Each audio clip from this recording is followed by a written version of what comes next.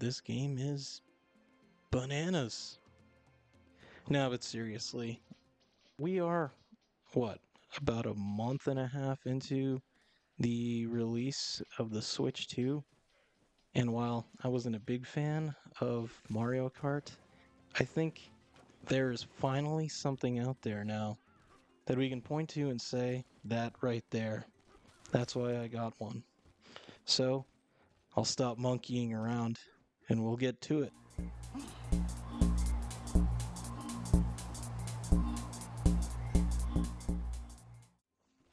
So to start, this is nothing you haven't seen before. It's very reminiscent of, brawlers, and one thing that comes to mind is the Hulk Ultimate Destruction game from the early 2000s. It's very, very similar to that. And, this game is it's a complete treat to control, just move around, because, like I said, it's similar to a brawler. You're going around punching stuff, and it's got like that really nice thumpy, like impactful sound when you do. You can climb around things. It's a joy to control. You know, a 3D platformer should be. I think that's one of the main things that makes that genre really tick, is it's got to have very, very good responsive controls.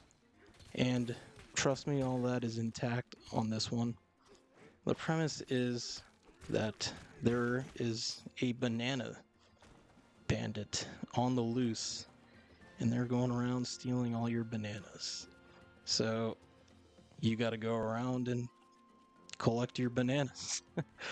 It's as simple as that, not too deep. Really, who gets this excited about bananas?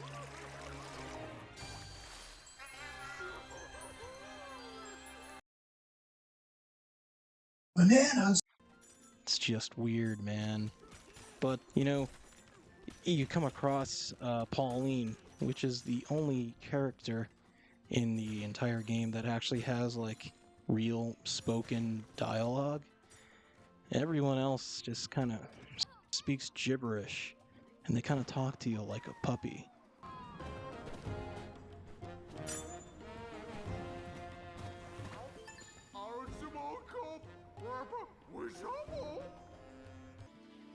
Just one more thing. What are you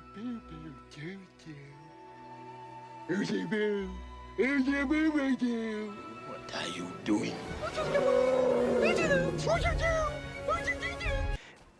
To put it simply, it's a dungeon raver. That's what I think of when I think of this game, because the game is mostly based around music. It has a big part in this, and the tunes in this are actually really, really catchy. And they're not, they're bombastic when they need to be during boss fights. They're very subtle when you're exploring, specifically, like, there's a snow area, and the music kicks in, and it's just, you feel like isolated. There's all this, like, the wind effects with the snow blowing around. It's just, you see like Donkey Kong and Pauline shivering. I will say Pauline is not as annoying as some other characters. Shut the f up. As I said, the music is very catchy, nice, whimsical kind of feel that, from like the old platformers we used to get decades ago. 3D Mario, Mario 64, Crash Bandicoot, Banjo-Kazooie, that era of 3D platformers. And it's really surprising to me because, like I said, it's nothing new here, but it's done so well to a degree that we don't really see that often. And we rarely ever get these kinds of titles anymore. Kind of miss 3D platformers.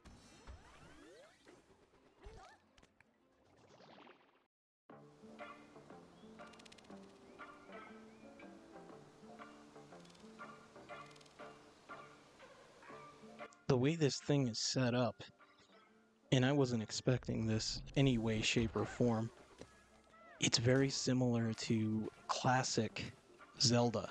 Remember how in Zelda you would go around at some points and get pieces of the Triforce, then come back and it would unlock some kind of ability or move the story forwards. Well, in DK Bonanza, instead of collecting Triforce pieces, you're collecting records, which again goes into that whole music theme. You learn these new like special powers, like abilities. You kind of morph into whatever the elder of that layer of the dungeon is. Like I said, similar to Zelda, you even use these abilities to get around environmental puzzles, which I wasn't expecting at all. And the way they're used, very unique in places that you don't really use them like that ever again in the game. It's very specific to the area that it's used in. Like for instance, there's a part where it's raining fire or something, and you have to use something to cover you. So what you do is you end up having to use chunks of the ground that you pick up as a sort of umbrella to shield yourself. And there's other more cool and unique examples of that, but it's like a dungeon crawler in a way because you're going down deeper into the core of the world that you're in. One thing I will say is that it's a very nice looking game. However, and this may be like a very old person complaint, but sometimes it's very tiring to the eye because you get like these really bright neon colors. It's a little bit much if you're looking at the screen for a while. Again, that doesn't really detract from the experience. It's actually everything kind of has its own feel, and there's 17 different layers, and they're expansive. You can punch into the ground, get deeper into the level, and there's even sub-levels and stuff. Now, the boss fights in this, they're fantastic. I mean, it can be very easy at times. Again, this is like a little kid's game. Some of them can be challenging, and you can actually make it as challenging or not as challenging as you want. Now, with the boss fights, the music is just, it's bombastic. Like, you got like literal orchestra, behind some of these tunes. You get money in this, like some kind of currency, right? It's like gold or whatever. And you can then use like this currency to purchase like different t-shirts, and all of these items have different abilities, buffs, I guess you could say. Some will help you like punch through the ground better, or other ones will help you get more rare items or something like that, right? They all have a certain buff. Some might help you in certain ways and make the game a little bit easier. I chose to try and make it a little bit harder on myself because I wasn't sure how easy it would be. There is like a two-player component if you so choose. I didn't try it out. I mostly just did single player, right? But that brings me to the length of the game. It's actually 15 to 20 hours for a single playthrough. And at the beginning, I was kind of going around collecting a bunch of things, like the bananas, and then there's like fossils and all that. And there's a bunch. I mean, by the time I was done and the credits rolled, I had about 255 bananas collected, and there's still like a bunch that I'm missing. And again, the story doesn't even just end there. There's still like a little bit of a thing to do, which I won't really dabble into. I don't know what happens. I'm really done all that. But I mean, it's as far as like the bang for your buck.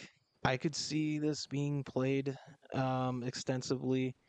For those people that really like 3D platformers and you want to collect everything and see what you get at the end of it. It's just like I said, it's a complete treat to explore in this and just control the damn game. I mean, we don't really get very many of these. It's very like special.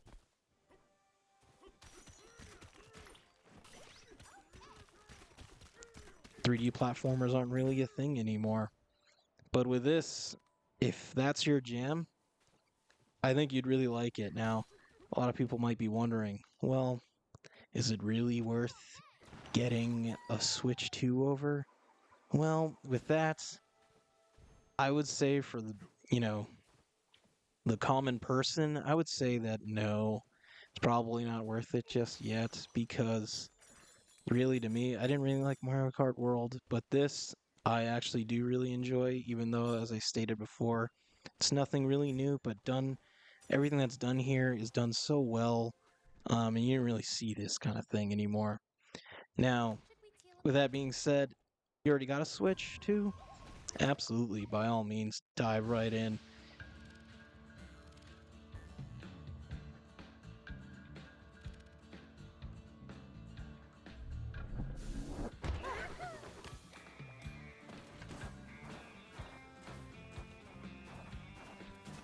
I think you finally got something here that you can really say like, yeah, this is something great, and it's something people of all ages can really enjoy.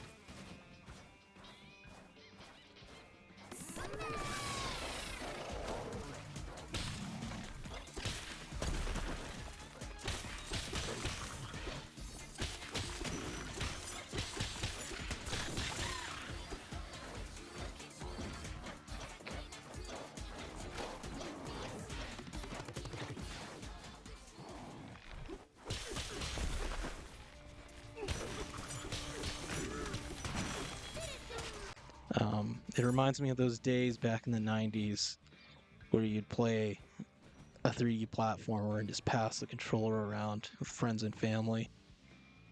And that's kind of, it's really nice to have that again.